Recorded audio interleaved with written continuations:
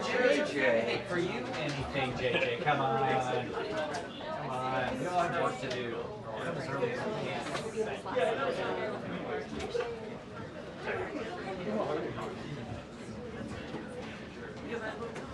Hey, Colin. Congratulations on you. Good to see you.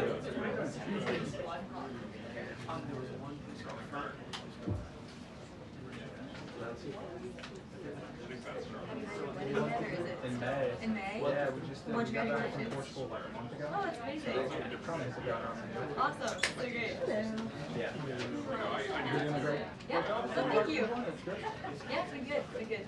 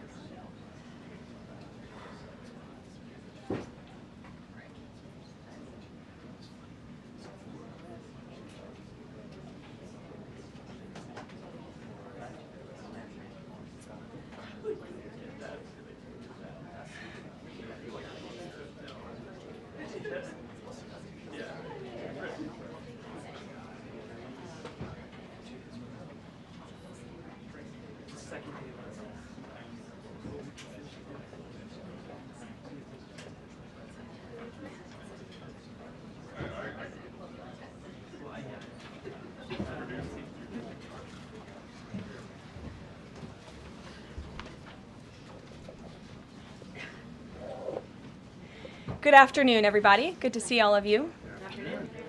With President Trump as commander-in-chief, the world is a much safer place. After decades in which past presidents coddled and enabled the world's leading state sponsor of terrorism, President Trump finally ended the immediate threat of a nuclear Iranian regime. Following President Trump's command, the most powerful military in the history of the world executed massive precision strikes on 3 of the Iranian regime's key nuclear facilities. The objective of Operation Midnight Hammer was to destroy the regime's nuclear enrichment capacity and stop the grave nuclear threat posed to the United States, Israel, and the rest of the free world. The mission, which will go down in the history books, was an overwhelming success. Secretary of Defense Pete Hegseth and the chairman of the Joint Chiefs of Staff Dan Raisin Kane covered the operation in great detail at their briefing this morning at the Pentagon, and I encourage every American to watch it.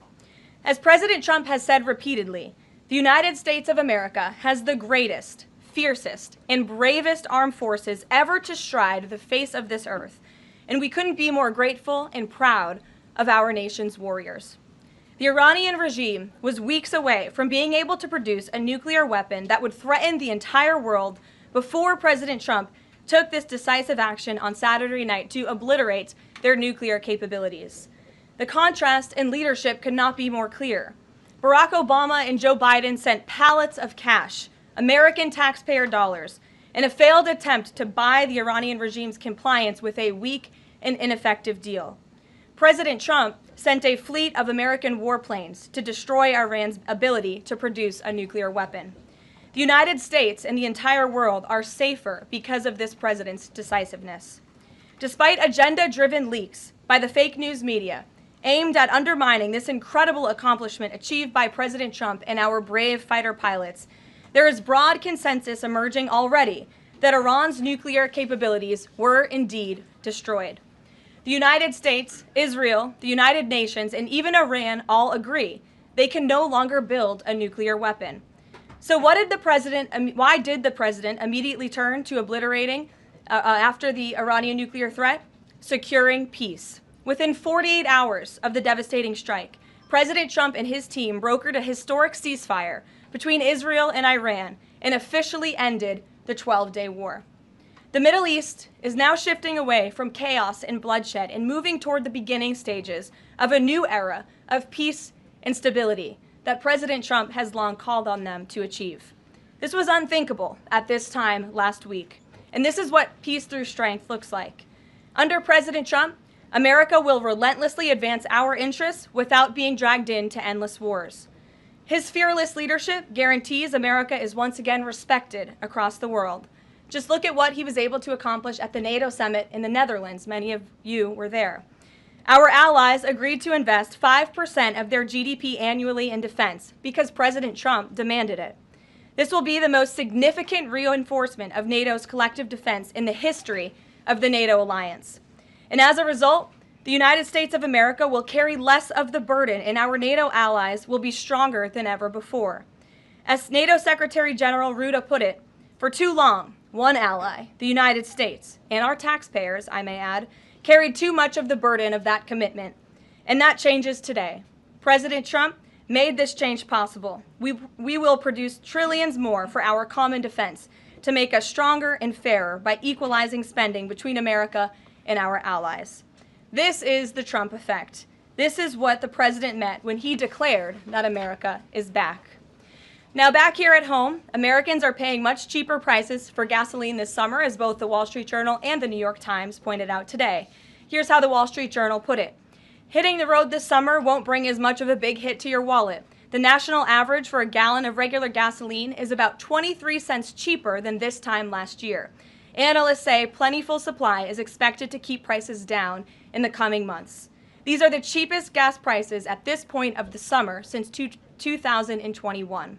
And despite all the doom casting from liberal pundits, oil prices on Tuesday were lower than before the Israel-Iran conflict began. As President Trump continues to unleash American energy, our country will have even more efficient, reliable, and affordable energy to protect our national security and fuel our people. Later this afternoon, here at the White House, the president will host a One Big Beautiful event in the East Room to rally Republicans to get the One Big Beautiful bill across the finish line. At that event, he will be joined by everyday Americans from across the country who will massively benefit from the common sense policies and provisions within this bill. This is the largest tax cut for working and middle-class Americans in history, and it's going to put more money into the pockets of hardworking Americans. Families will see an average increase in take-home pay of more than $10,000 per year. Americans earning between $30,000 and $80,000 per year will see a 15% tax cut. Overtime and tipped workers will save thousands of dollars annually. And our amazing seniors will receive historic financial relief by reducing the tax burden on their Social Security benefits. Simply put, this bill is going to unlock the golden age of America. And we look forward to continuing to work with the Senate and the House to see this bill on the president's desk for signature by Independence Day. Here in our new media seat today, we have Colin Anderson with the Washington Free Beacon, who will kick off our question and answer. Colin, go ahead. Thank you, Karoline. We reported yesterday on a briefing from the Israeli defense minister in which she said the U.S. and Israel are working together to monitor any attempts from Iran to rebuild their nuclear program, and also that if Iran was to do so, the U.S. and Israel would work together to once again destroy that nuclear program. Is that aligned with the president's thinking? Look, the president, as I said in those opening remarks, Colin, and thanks for being with us today, views the Middle East on its way to peace and prosperity. And the president used strength on Saturday night. The whole world saw that the United States is indeed the most lethal fighting force in the world with those precision strikes on Saturday evening.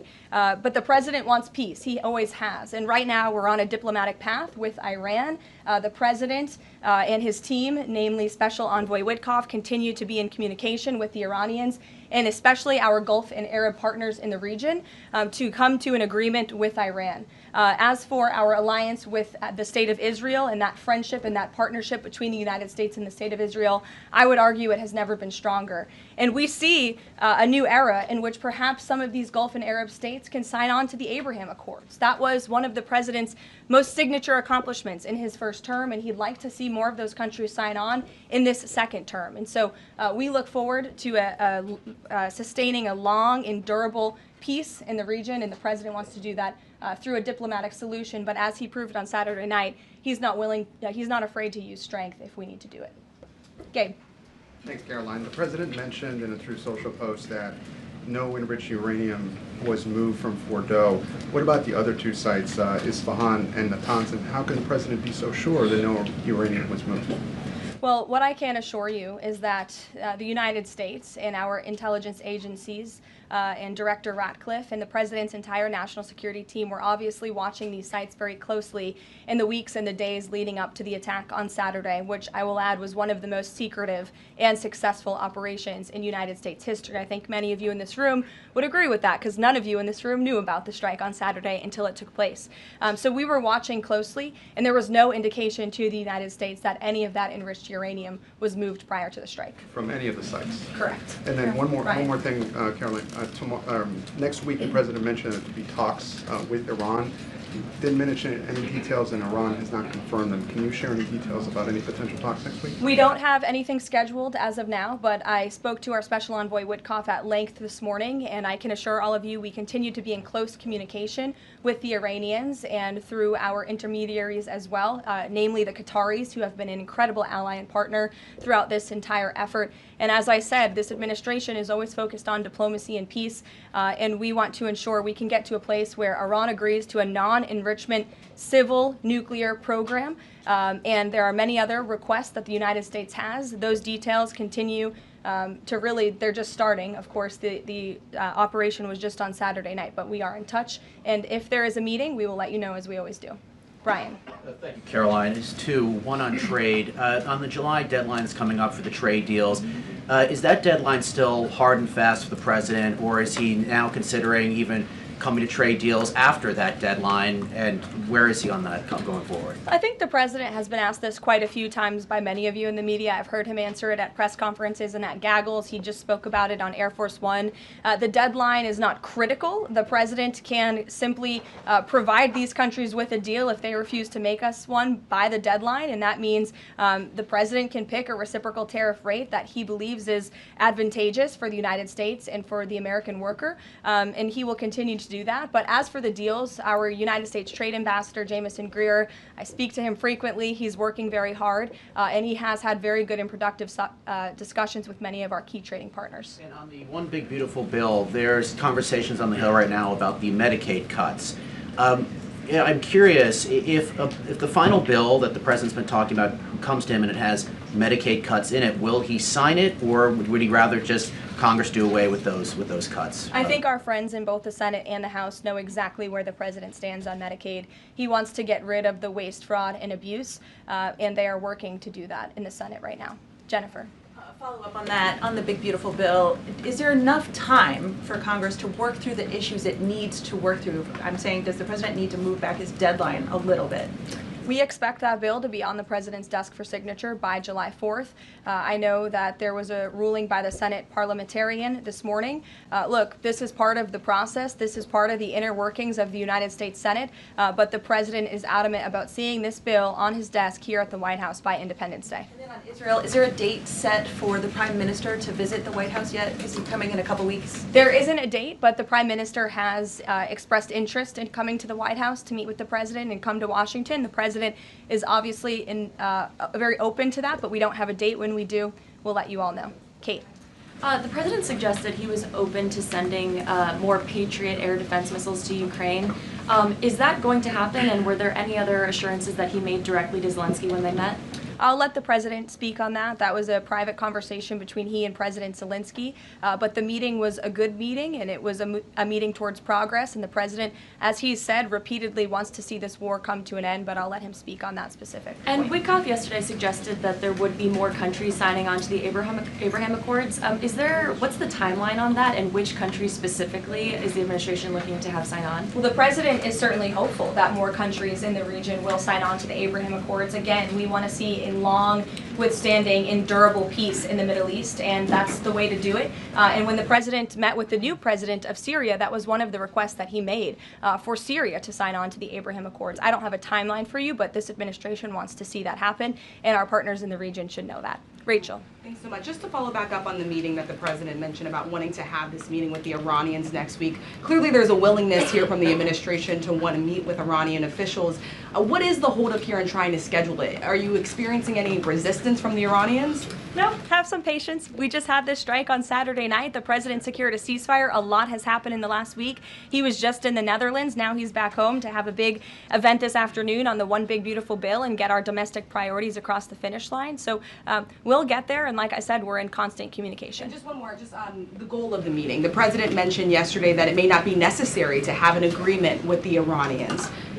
What is the purpose, what would be the goal of this meeting? Again, to continue moving forward towards a long-standing peace in the Middle East. Jordan. Yes, Karoline, thank you. So the president had some harsh words for both Israel and Iran on Tuesday as he was departing from the NATO summit after they both violated the ceasefire. He said, what's your response to Americans who are worried the peace isn't going to last and think that Israel is trying to plunge us into another endless war on their behalf? I think the fact that the president was able to successfully negotiate a ceasefire when nobody thought that was possible, it was a surprise to everyone in this room, it was a surprise to the world, but the president got it done because he wants to see peace in this world. He does not want the United States to be dragged into these conflicts. Again, he's not afraid to use strength if he has to, but the president has already proven he can put America first and deliver on peace at the same time. They're not mutually exclusive goals. And then one more, you know, after Kari Lake, she testified in the House Foreign Affairs Committee on the waste, fraud, and abuse and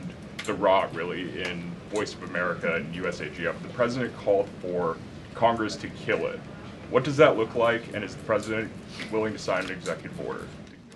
Well, I believe that that action would have to be legislative through Congress, and the president directed Congress to get that done in his Truth Social post yesterday. If there is any executive action that can be taken to cut some of the waste, fraud, and abuse or do away with the program entirely, I'm sure our great Deputy Chief of Staff, Stephen Miller, is already looking into it. And if it can be done, it will be done here at the White House. But Congress should act as well. To the back. Go ahead. Yes. Okay, Karoline, thank you. The administration has To said the back, that- and then Carrie, I'll come to you. Yeah, the administration said that the DIA report was low confidence intel. Can you share what other assessments are currently underway to get to the bottom of just how effective these strikes were? Yes. Well, I can assure you what the CIA director said, that when we look at the entirety of the intelligence that we have to this date, it concludes that these strikes on the Iranian nuclear facilities were absolutely successful. It was a total obliteration, as the president said, and not only does our own intelligence say that, but also the Iranian foreign minister has said that.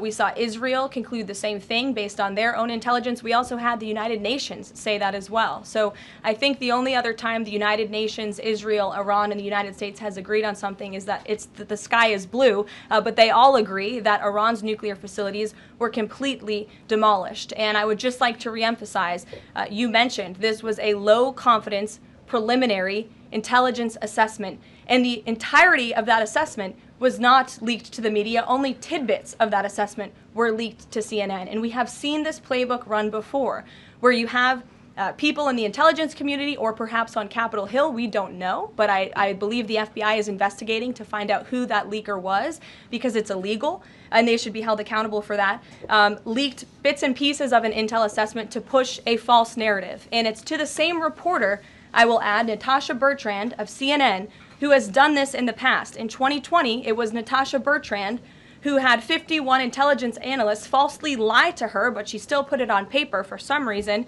that the Hunter Biden laptop story was Russian disinformation.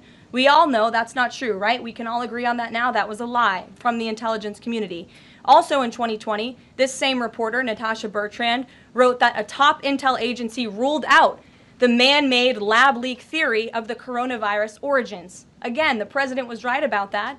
This reporter wrote a lie from the intelligence community to seek a narrative she wanted to prove, and guess what? We now know that's the truth. Also, in 2024, Bertrand pushed the suckers and losers hoax. She also pushed the fine people hoax, which was taking the president's words purposely out of context. And then last October, and I believe this is notable, Natasha Bertrand published an article in Politico from the intelligence agency. She said that John Ratcliffe was speaking without any evidence when he said Iran was attempting to undermine President Trump's presidential campaign. And then we, of course, found out that was absolutely true. In fact, the Biden administration declassed an intel report which said they had high confidence that Iran had done exactly what Ratcliffe alleged. They did run an influence campaign to hurt President Trump's candidacy. In fact, we know the Iranians tried to take President Trump's life.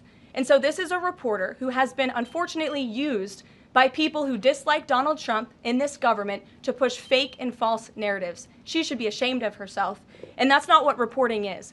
Journalism is trying to find the facts and the truth. And this week we saw this same reporter being used to push a fake narrative to try to undermine the President of the United States, and more importantly, the brave fighter pilots who conducted one of the most successful operations in United States history. And I think the American people fully know that this operation was a complete and total success.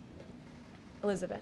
Thank you, Caroline. The Miami Herald recently published a story saying the Trump administration was targeting migrant foster children. The Trump administration has denounced this as false. Could you clarify the Trump administration's position on protecting migrant children, particularly the 300,000 lost under the Biden administration? Yes, I saw that Miami Herald article yesterday, and I was aghast at the headline. It's egregious to accuse this administration of trying to target foster children. That is not at all what is happening at the Department of Homeland Security.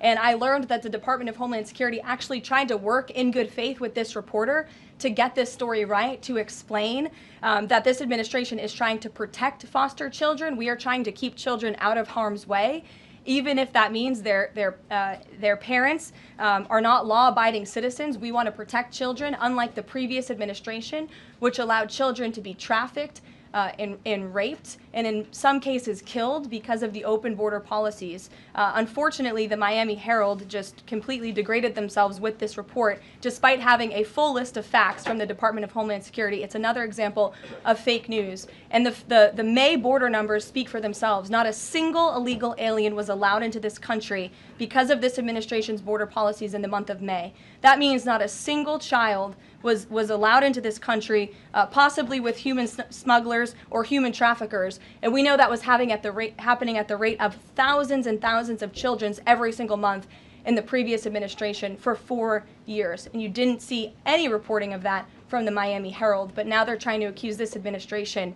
And we tried to give them the facts, and they refused to report them. So thank you for bringing that report to light. Aisha. Good to see you again. You too. I know you're looking for You're this. usually on the Hill. I know, I'm here today. I know you're looking for this leaker. Is it your belief, I know you said earlier you're not sure if it's on Capitol Hill or at the Pentagon, but is it your belief that it might be in Capitol Hill, and how confident are you that you'll find this leaker? Well, I'm not personally looking for the leaker. The FBI is looking for the leaker, so you'll have to ask them in the Department of Justice in terms of this investigation. But leaking top secret classified intelligence is a crime, and people need to be held accountable for that crime. Can I just ask you about how you're going to be limiting intel to Congress? What would you say to lawmakers who say they have oversight privileges, they need this information? This administration wants to ensure that classified intelligence is not ending up in irresponsible hands, and that people who have the privilege of viewing this top secret classified information are being responsible with it. And unfortunately, clearly, someone who had their hands on this, and it was a very few people, few number of people in our government who saw this report, that person was irresponsible with it, and we need to get to the bottom of it, and we need to strengthen that process to protect our national security and protect the American public. Mary Margaret, go ahead. Thank you, Caroline. Sure. You just laid out a lot of different stories about disinformation that Natasha, excuse me, that Natasha Bertrand had pushed during her time at Politico and at CNN. Why would any member of the Trump administration leak anything to her? Well, again, as I just said, we're investigating who that leaker was. It could have been someone in the intelligence community, or it could have been someone on Capitol Hill who had access to this document. The FBI is searching for that person. Go ahead. Thanks, Caroline. The president was and obviously... clearly it was done to undermine the president, to answer your question. And I'm sorry, I really wanted to follow up on that really quickly. Before the strikes on Iran, we saw a number of other leaks about Tulsi Gabbard, the Vice President Vance. Is there an effort to divide the president's team when it comes to these leaks and which reporters they choose? I do believe there's an effort on the outside of this building to try to divide the president's team on the inside, and sometimes you have to look at these headlines and laugh, because I've been in meetings where I know these things are absolutely not true. And again, we do our best here, I believe, to try to push back and correct the record with all of you, but there is fake reporting. That's just the reality of this country, unfortunately. But I can assure you the president's team is strong, especially the national security team. Everyone is very proud of the president, of our commander-in-chief, and of our military for the successful operation that took place on Saturday night. Thanks, Caroline. The President was obviously very pleased with getting his NATO allies to increase defence spending. He's made the same demands of Asia-Pacific allies of the United States, including Australia, where I'm from. How does the NATO result impact negotiations with Asia-Pacific allies? Does it, for say, strengthen the President's resolve to say, well, you know, our NATO allies have done it, now you need to do it too?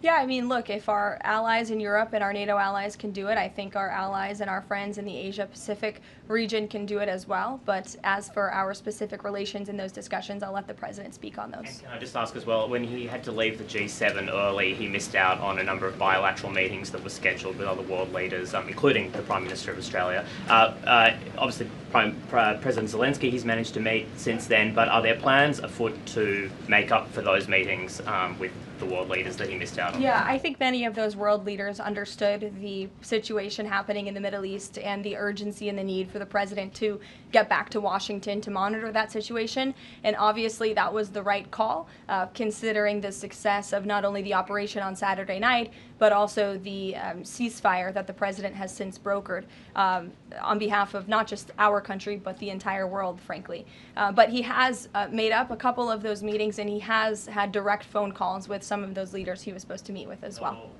Not all. Ed. Oh yeah, thanks, Caroline. So to clarify on trade, so what happens to the countries other than China on July 9th? That's a decision for the president to make, and I will let him make it. Okay, and secondly, so now that oil is just about upper $60s a barrel, when's the administration going to start refilling the Strategic Petroleum Reserve? That's, again, a decision for the president to make and our Secretary of Energy. There's no imminent plans to do that, from what I understand.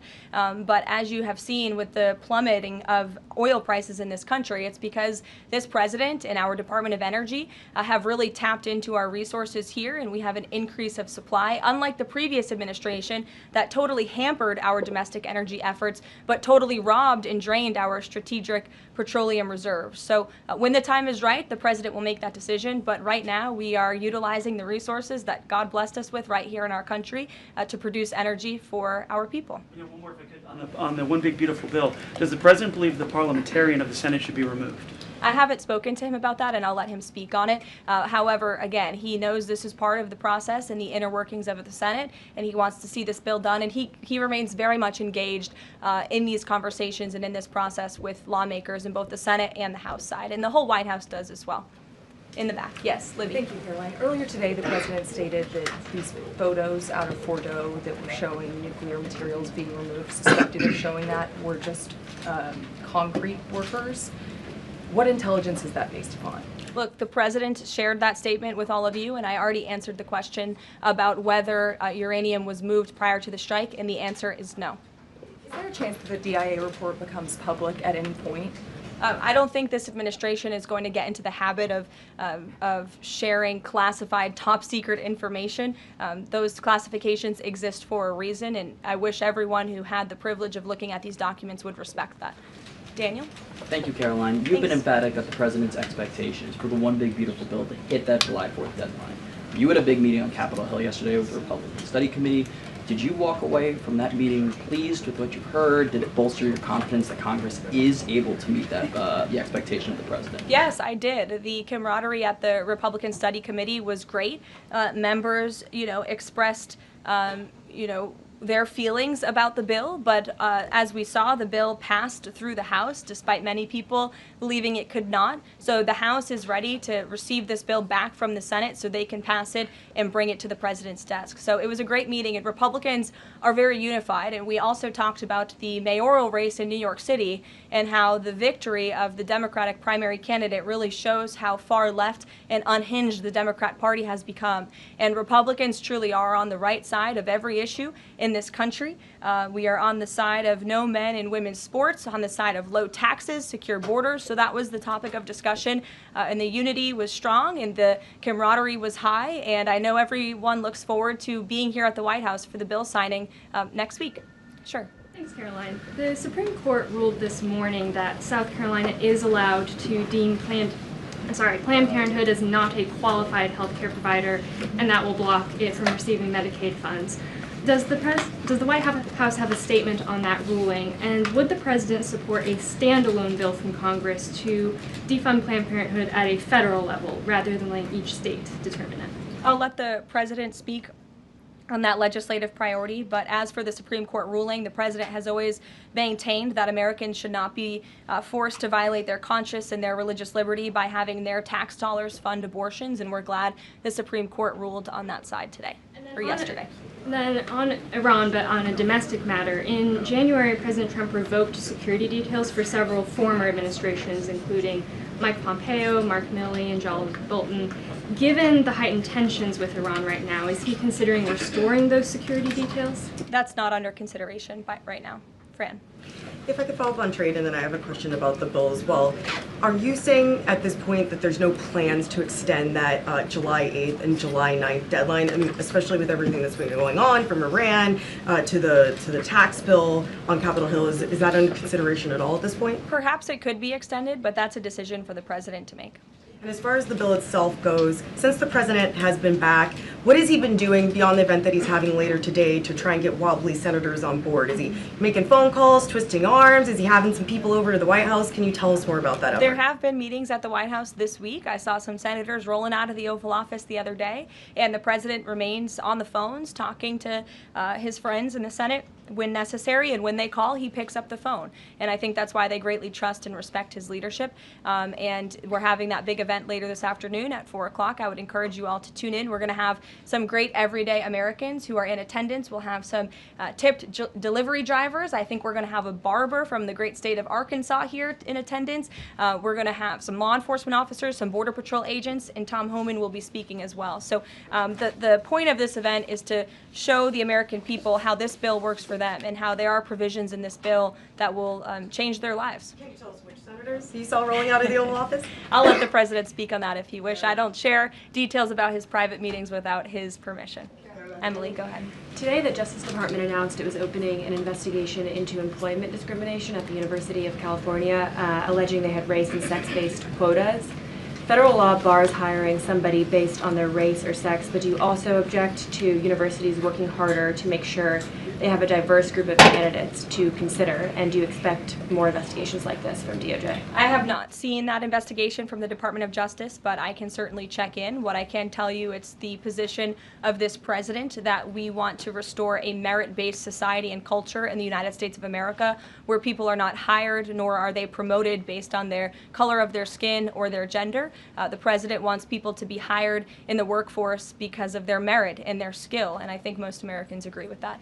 I'll take one more. Carrie, because I promised you earlier. So the Ayatollah Khomeini came out and said that Iran will, quote, never surrender to the U.S. That being said, what remains to do with the possible responses from Iranian proxies in the region and even in the U.S.? Look, we saw the Ayatollah's video, and when you have a totalitarian regime, you have to save face. I think any common sense, open-minded person knows the truth about the precision strikes on Saturday night. They were wildly successful, and it's what led to the ceasefire agreement between Israel and Iran, which the president is very grateful for. And the United States of America remains prepared to defend our assets and our personnel in the region. And again, I would just emphasize the success of the strike that took place on Saturday night, and the world is a safer place because of it. Thanks, guys, for coming today, and you'll see the president at 4 o'clock. Thanks. Caroline.